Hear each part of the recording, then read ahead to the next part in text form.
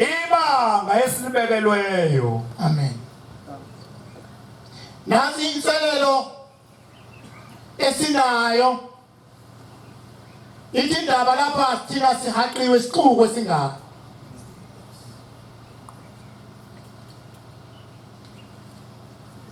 Indaba enkulu ke yilokhu ukuthi asihambe kahle bangcwele. Amen. Ngoba sihaqiwe. Ukuhamba kwethu maqonde uNkulunkulu usesebenzile. Ngithi ngelila ngamangishumayela. Ngiyayitshela indoda thize. Ngitshela ngemisebenzi kaShembe ngithi mabazi ukuthi phela uShembe wethu uNkulunkulu. Amen. Ngoba ukwenzile lokhu nalokhu. Thula indoda yambo. Hayi, bese ngiqeda lokho ekusho. Ithi indoda ngiyakuzwa tu. UShembe usekwenzile lokhu. Nina ke nenzeni. Hayi, ana ngengijikele. Ngabona manje ukuthi useqondene nami ke manje. Ufuna ukuza kimi ukuthi le msebenzi engake siyenze uShembe nina ke ningamanaZarete yini eniyenzile okukhomba ukuthi uShembe wenu uNkulunkulu. Yiso ke lesixuku maNazaretha. Esisihaqile. Ngoba nesihaqile isixuku esingaka. Sibhekiwe. Siyashona siyaphambili sithi uShembe uNkulunkulu uShembe wenze lokho wenza lokho. Kodwa abantu babuka thina. Uthi lo muntu ngiyakuzwa uShembe uNkulunkulu impela ukwenze lokho nalokho. Kodwa mina ke nenzeni.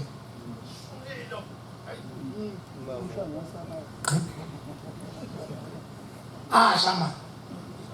Athi phela thina ukuthi sikhona uShembe uNkulunkulu uthi cha ngiyabona ukukholwa kwenu. Uze ukuthi mina nenzeni. Hey manje. Asitapele ngoba uma uMnazaretha uyabukwa yonke indawo lapho hamba khona. Uyabukwa. Lo Shembe lithe incwadi lapha igama likaNkulunkulu liyathiwa ngenxa yini. Oncwadi yalapha kuJakobe incwadi ngiyayazi. Ngeke yini ukuhamba kwethu kubulala wonke lo msebenzi uShembe wenzayo. Kakhulukazi uthando abantwana bakaNkulunkulu.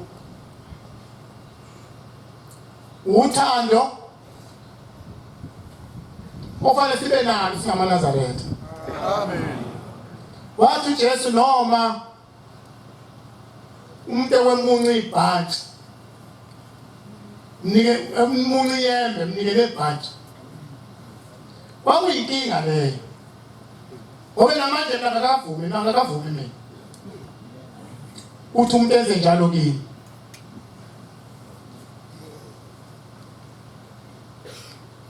Galatia 5 verse 13. Ezibande eziyasiphuma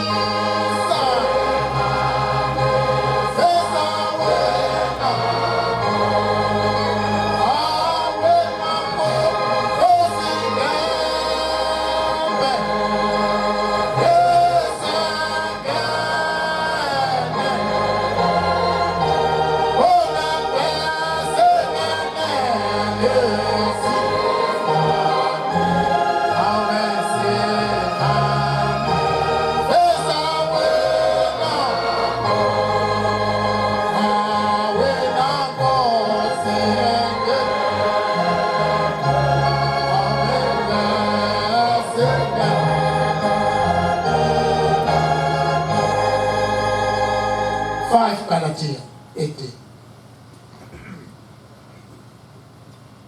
to 16. 18 to 16. Ngokuba bazalwane nibizelwe ekukululekeni hayi ngokuba bazalwane nibizelwe ekukhululekeni sisekukhululekeni bangcwele kodwa ke asikho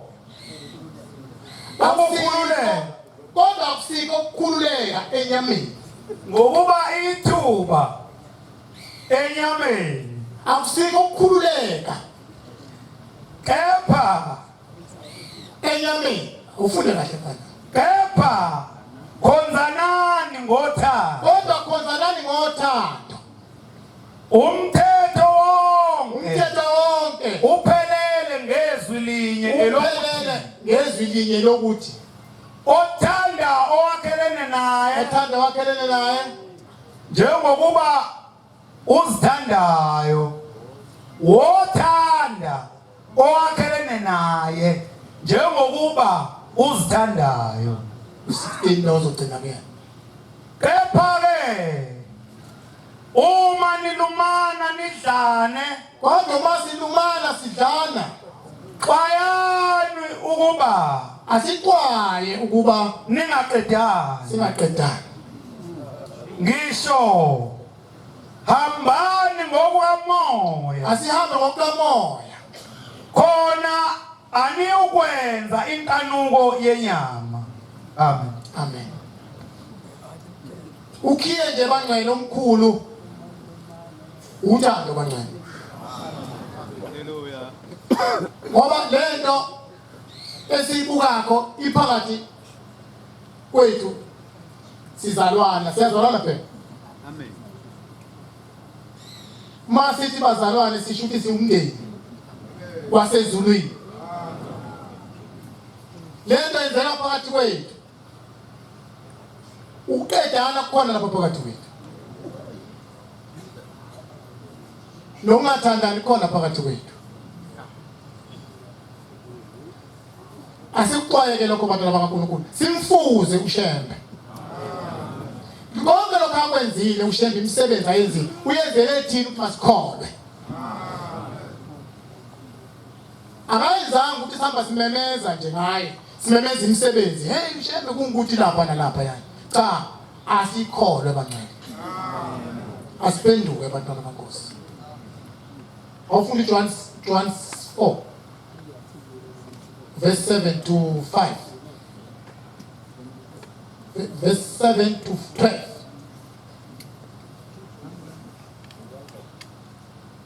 For John wabancane. Selingikhululile izulu bangcwele. Selingikhululile izulu bengithi ngizoncipha mhlawumbe ngifunda umthandazo bese ngiyayeka. Manje iphuma inhlamvu yelanga manje.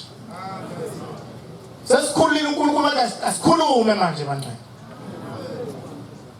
John 4 7 to 12. Yebo. Bathandwa asithandane ngokuba uthando luvela kuThixo. Ngoba lolu uthando luvela kuNkulunkulu yena lo phakathi kwethu bangcwele. Yasithanda unyazi bangcwele. Amen. Ngontshela indaba engazange ngiyibuze nje. Uthi usithanda kanjani? Yeah. Othandayo uzelwe uThixo. Uyamazi uThixo. Ongathandiyo ongamthandi omunye umuntu kamazi uThixo. Ngokuba uThixo uluthando. Wabonakaliswa uthando lukaThixo kuthina ngalokhu.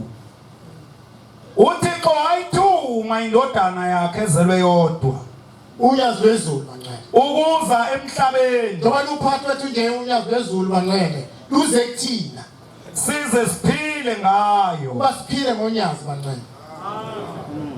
Nantu uthando. Yilolu uthando. Asithina esamthandayo. Asithina esamthandayo. Wena owasithanda thina manje kufunda incwadi ethi wasekhetha inzalo yabo zakhethwa bangcwele uShembe usikhethile wasithanda wasikhetha wabuka baba bethu wabathanda wasekhetha thina akusithile simkhethileyo njengoba sibuthene sonke lapha nje baningi abantu abalapha phakathi enkonzweni abangakhuluma indaba ezinkulu uShembe balande kuphi ubalande bayekho umuntu la ozizele ngokuthanda nje bangcwele kunendaba ezinkulu kabi lapho uShembe balande khona manje asingabi lapha sengathi sizizele ngoba sihlakaniphile